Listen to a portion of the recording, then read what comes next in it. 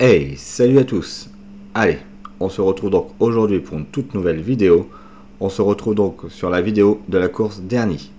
Bon, cette course a eu lieu donc le dimanche 16 juillet, pardon. Et on devait donc effectuer 68 km. On a effectué ça à 42 moyenne. Et c'était un parcours relativement plat parce qu'il n'y avait que 200 mètres de D+. Donc autant dire que ça a roulé tout au long de la course. Bon, l'année dernière sur cette course, j'avais fait une belle 4e place, donc je tenais à effectuer aussi ici une belle place. Alors je sais pas si cette vidéo sera sortie avant que je parte en vacances, parce qu'effectivement là je vais partir 15 jours en vacances, donc du 31 juillet au 13 août. 30 juillet pardon, au 13 août, je vais partir en vacances, donc je sais pas si j'aurai le temps de poster cette vidéo avant ou après mes vacances. Bon, tu auras donc la surprise, comme on dit.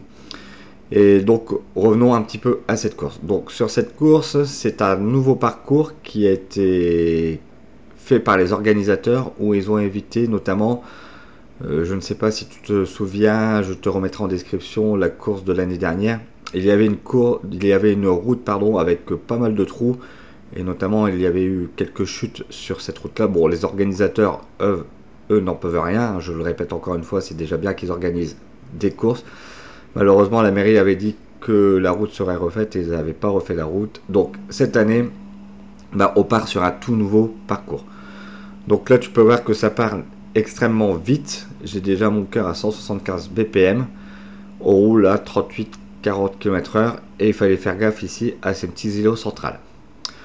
Sur cette course, je vais essayer de partir en échappée et de créer l'échappée. Mais pour moi, le but du jeu dans cette échappée, il faut qu'il y ait au moins un gars du club dernier. Sinon, ça sert à rien. Là, tu peux voir que tout le monde se relève légèrement. Et moi, je vais prendre un gros relais appuyé. Et je vais donc essayer de partir en facteur parce que là, tu peux voir, ça fait un petit peu rideau, on va dire. Et là, j'envoie du 800 watts. Et là, c'est parti. Je porte déjà ma première attaque. Et je suis déjà à 188 pulses.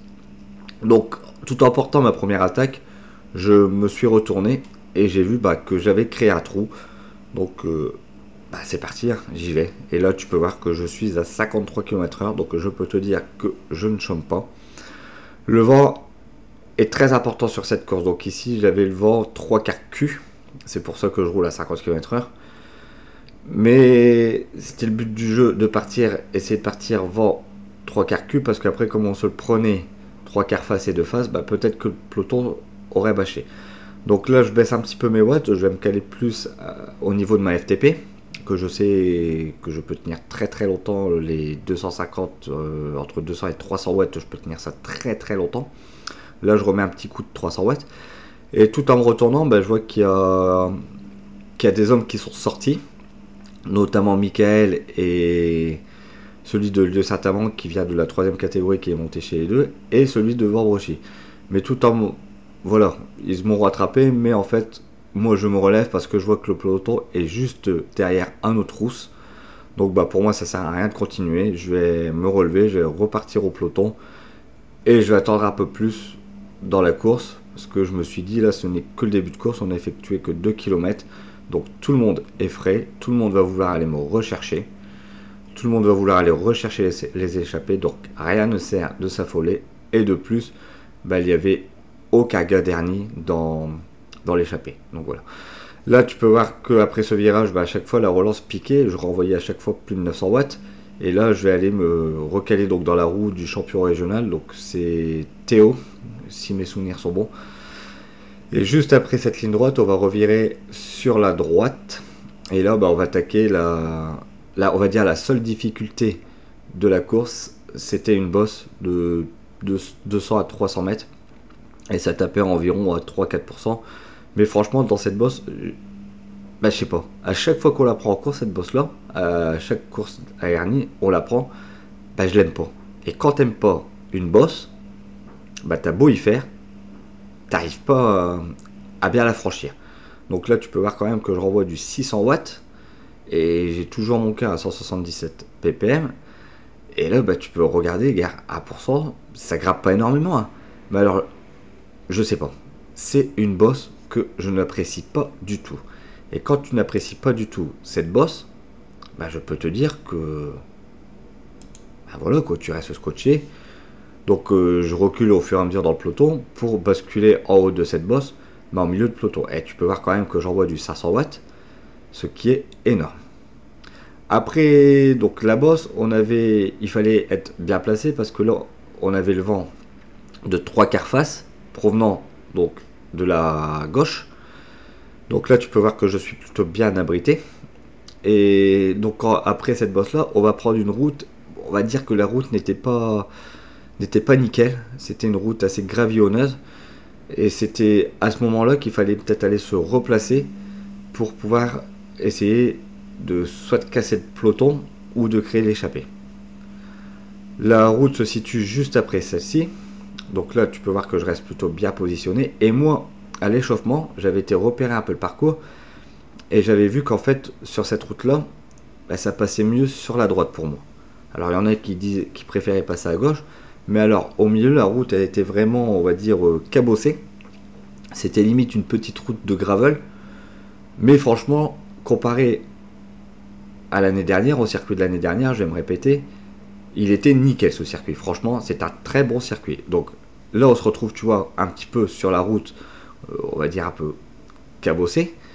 Et là, tu peux voir que je viens me claquer complètement sur la droite et je mets quand même du 400 watts. Bon, désolé si la caméra elle saute parce que malheureusement, c'est dû à la route. Hein. Là, ce n'est vraiment pas de ma faute. Et là, tu peux voir que je vais venir me replacer malgré que je suis dans le vent. Bah, j'ai préféré prendre la route ici et tu peux voir on est à 41 km/h, je suis à 300 watts mais il n'y avait aucun rendu sur cette route là.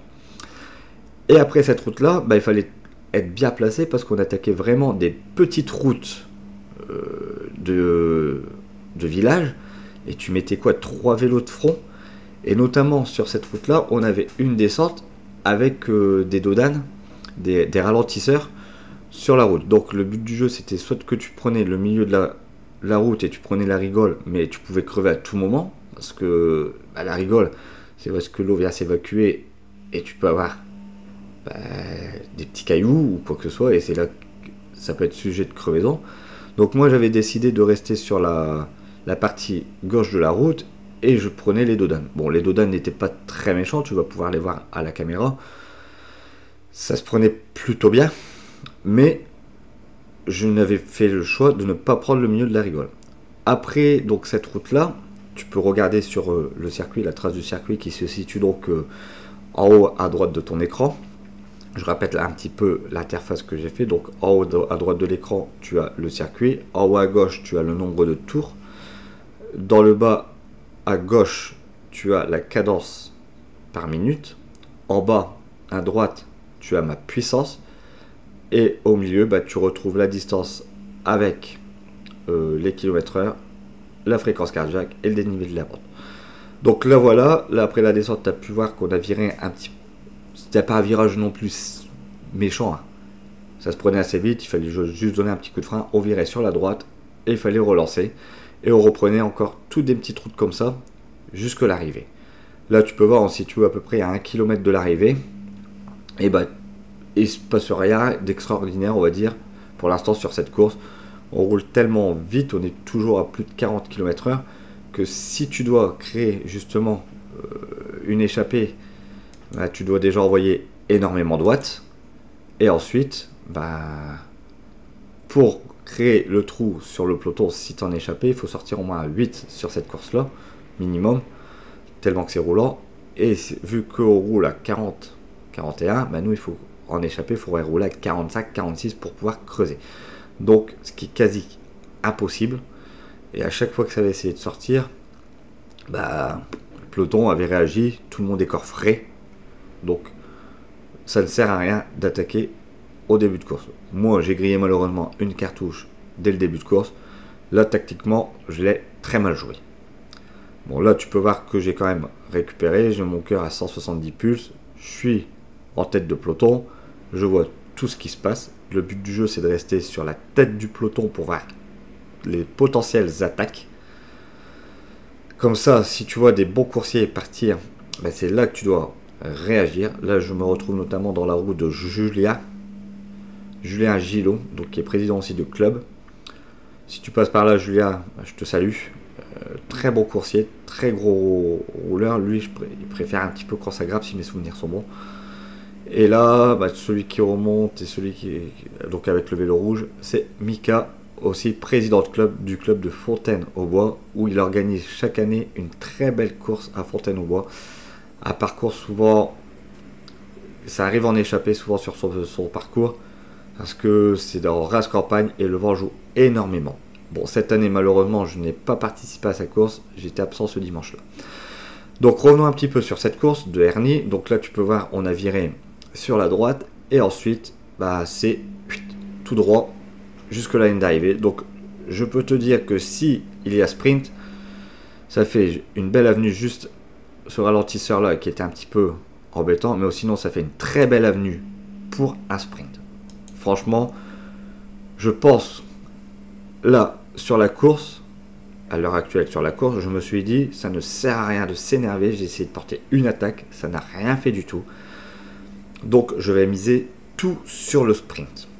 Je vais le laisser faire, et surtout qu'il y a le gars, à chaque fois que ça attaquait, il y avait le gars de Marquette-les-Lilles, du club de Marquette-les-Lilles, qui ramenait tout. Il était super fort. Donc limite, si ça sortait, si lui sortait, là tu peux voir, il est encore devant en train de tirer le peloton. Si lui sortait, il fallait peut-être y aller.